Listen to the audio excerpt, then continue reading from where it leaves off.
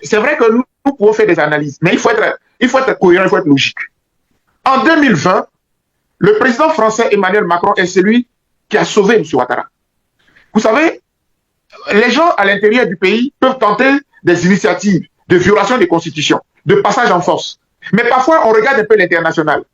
Et parfois, l'international vient pour casser les ailes des opposants, de la société civile qui se braque, ou alors parfois vient pour les soutenir et pour les encourager à tenir bon.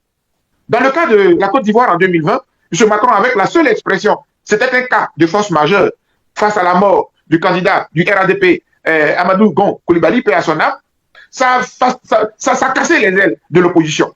Et je veux dire même que si les initiatives de l'opposition n'ont pas prospéré, notamment la désobéissance civile, et ce que le président Henri Konan Bédié avait initié, comme ce qu'il a appelé le CNT, le Conseil national de transition, n'ont pas prospéré, c'est parce qu'il y a eu cette intervention de la France. La position de la France a cassé les ailes de l'opposition.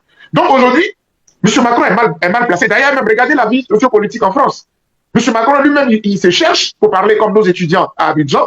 Et donc, il est très mal placé pour encourager quelqu'un à forcer pour faire un quatrième mandat. Encore que le troisième, il était anticonstitutionnel.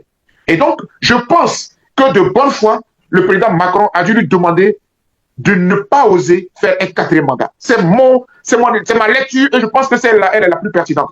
Parce que le président Macron ne peut pas se permettre cela. Et même quand le troisième mandat, les Ivoiriens en ont souffert, avec une centaine de morts, M. Macron était mal barré, était cité comme un fossoyeur de la démocratie en Côte d'Ivoire.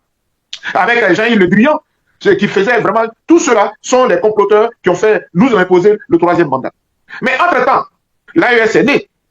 Et M. Macron sait que si la Côte d'Ivoire capote, on va tout de suite là agrandir le cercle des pays de l'AES. En tout cas, les partenaires de la Russie.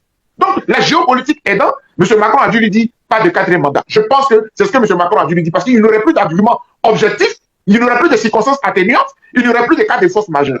C'est ce que je pense. Deuxièmement, je pense que M. Macron a dû faire aussi une recommandation pour que l'élection soit inclusive. Voilà. Et je pense que M. Ouattara ne peut pas s'y dérober. Donc voilà un peu, en tout cas, les deux éléments clés sur lesquels je peux insister, c'est d'ouvrir le jeu électoral et que le quatrième mandat n'ait pas lieu. Voilà un peu ce que je pense de ce que M. Macron a pu lui dire.